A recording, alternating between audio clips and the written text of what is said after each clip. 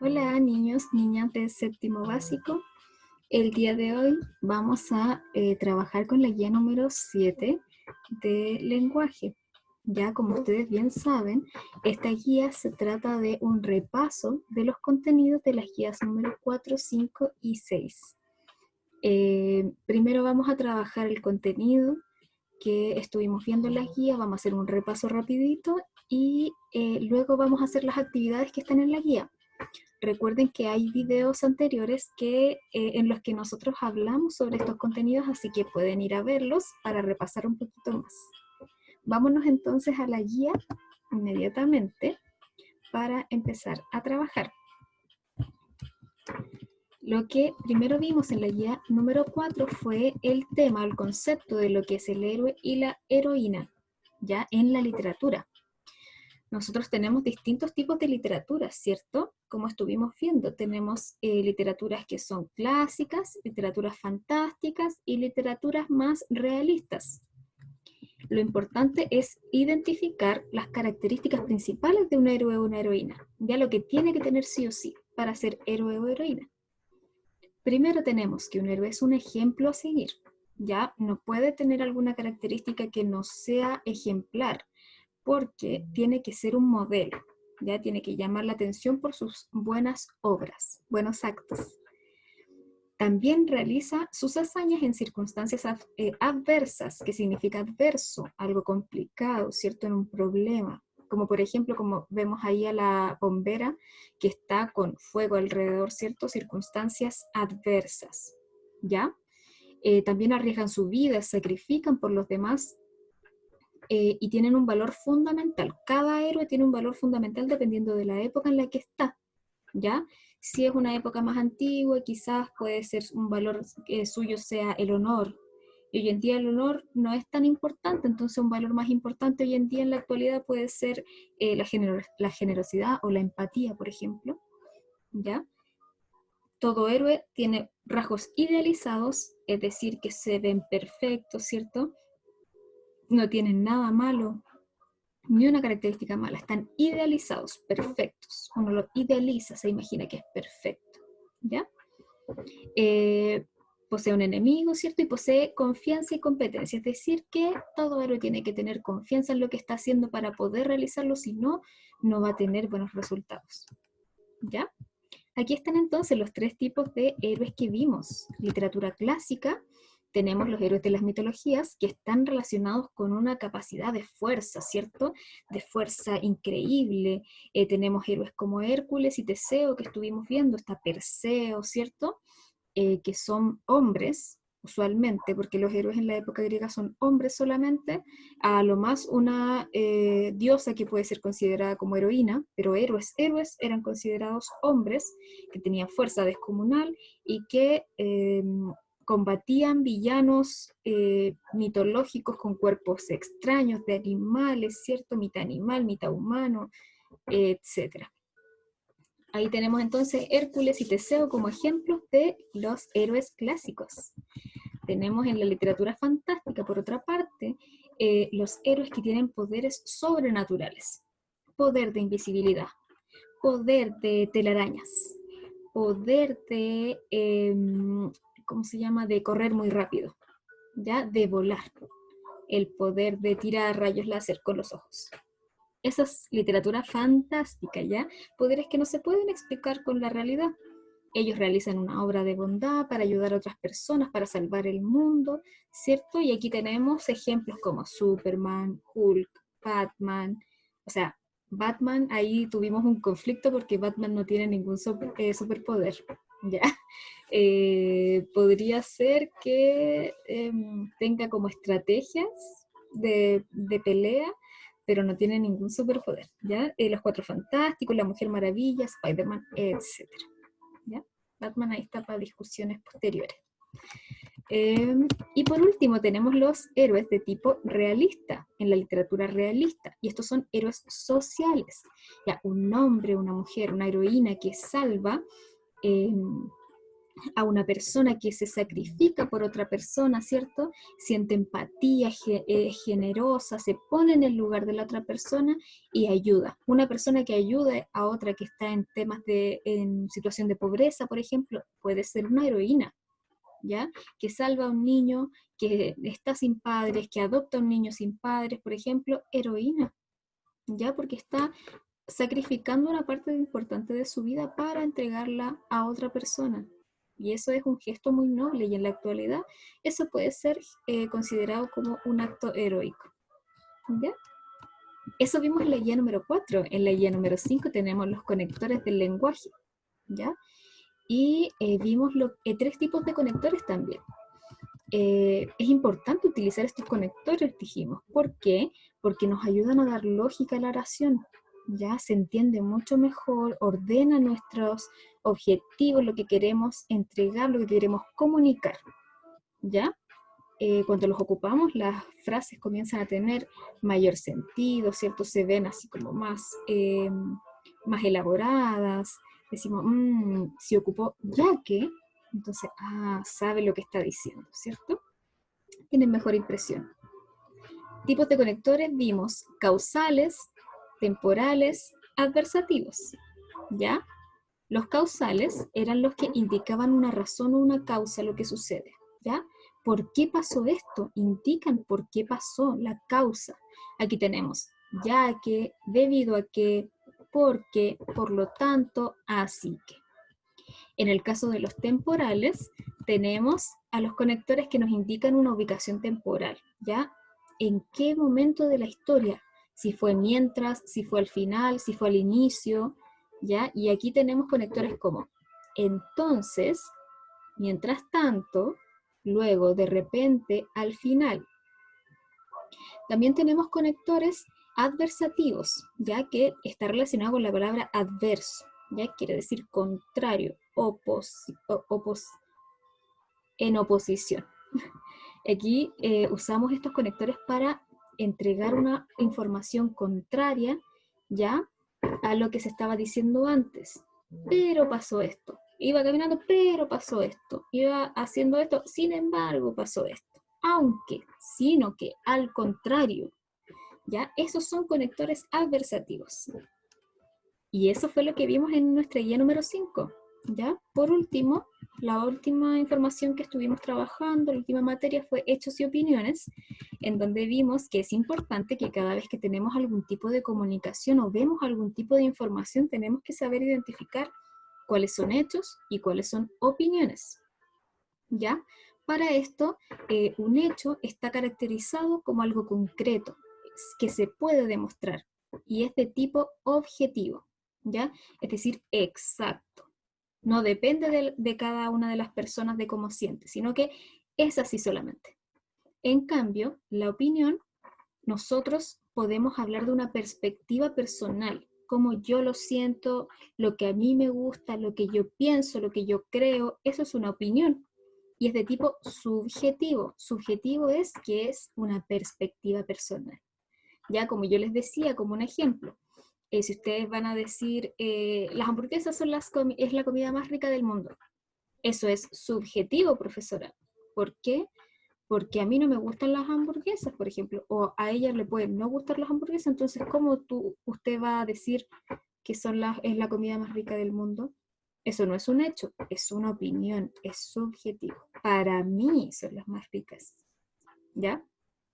No es cierto, pero un ejemplo. Entonces, ya que vi rapidito el contenido de las guías, vamos a ver los ejercicios de aplicación. ¿Ya? Aquí tenemos que leer esta columna de información de un periódico, si no me equivoco es argentino, donde nos relata la historia de Angie, la heroína del Hospital del Cruce.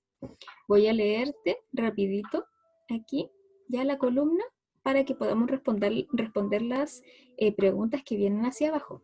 Dice así: Angie, la heroína del Hospital del Cruce. Tras más de 30 días de internación en el hospital de alta complejidad en Red El Cruce, Angie se fue de alta. se contagió coronavirus, permaneció internada en la unidad de terapia intensiva con asistencia respiratoria y hoy es una paciente recuperada. La semana pasada se fue a su casa, con más de 30 días de internación. Angie, como le dicen todos, es una paciente recuperada de COVID-19. Es la heroína de nuestro hospital, dicen los trabajadores y trabajadoras que saludaron a Angie. Le expresaron su cariño y afecto con aplausos, globos y flores. Angie es licenciada en enfermería y trabaja en el Cruce. Desde hace 10 años se desempeña como referente de la unidad de cuidados intermedios. Lleva más de 30 años ejerciendo la profesión. Cuando se desató la pandemia de coronavirus, Angie decidió seguir trabajando a pesar de tener factores de riesgo de salud. No quiso tomar licencia. Su compromiso y amor al prójimo la llevó a continuar desarrollando su labor en el hospital. Así lo contó su hija Ángela, que también es enfermera y que no dejó ni un momento sola a su madre durante la internación. La paciente ingresó el 23 de junio a través del triage del hospital El Cruce con diagnóstico de COVID positivo. Debido a las complicaciones que comenzó a presentar desde el punto de vista respiratorio, el 6 de julio pasó a la unidad de terapia intensiva. Ahí se decidió aplicarle tratamiento de plasma, siendo la primera en recibirlo en el Cruce, aunque no fue el único tratamiento que se le aplicó. La gravedad de su cuadro de salud requirió que sea asistida por respirador. En ese momento permaneció sedada con analgésicos y pronada, es decir, boca abajo, hasta que empezó a presentar leves mejorías y finalmente el 20 de julio pasó a intermedia con buena evolución y diagnóstico de COVID-19 negativo. Se piensa que la historia de Angie es un emblema para todos los trabajadores y trabajadoras del hospital. Todo el equipo de salud trabajó en forma mancomunada. Angie es una campeona, la peleó día a día, no bajó los brazos nunca, sostuvo Erika, una de las enfermeras que la asistió. Además, hicieron una cadena de oración para apoyarla espiritualmente. Volví a vivir, repite una y otra vez Angie. Estoy muy agradecida a todo el equipo del Cruce por todos los cuidados que me dieron. Me salvaron la vida, sostuvo muy emocionada. El martes Angie se fue de alta a su hogar después de pelearla como una campeona. Su lucha y su mejoría fue el aliento para todo el equipo de salud, expresaba uno de los carteles que armaron las enfermeras. Angie se reencontró con su esposo Jorge, con quien está casada hace 40 años, y con sus hijas Diana y Angela. Entonces, pasemos a las actividades inmediatamente. La actividad número 1 dice, identifica el tipo de héroe estudiado en clases, clásico, fantástico, realista, y argumenta por qué Angie sería ese tipo de heroína. ¿Ya? Entonces tú ahí eliges el tipo de heroína que estudiamos en clases. ¿Con cuál identificarías a Angie? ¿Qué tipo de heroína sería? ¿Clásica, fantástica o realista? Y acá abajo me argumentas por qué Angie sería ese tipo de heroína. ¿Ya? Angie sería una heroína fantástica porque, y argumento, recuerda rellenar estos espacios porque ¿cómo voy a rellenar una línea si hay 5 ahí? ¿Ya? Por último 4. Vamos a la siguiente actividad entonces. Mira, aquí nos cambia un poquito y nos trae otro texto. Dice así.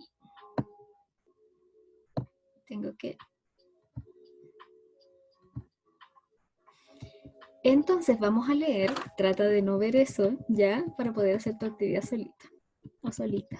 Se llama El Camino. Dice, lee el siguiente texto breve y realiza tu actividad.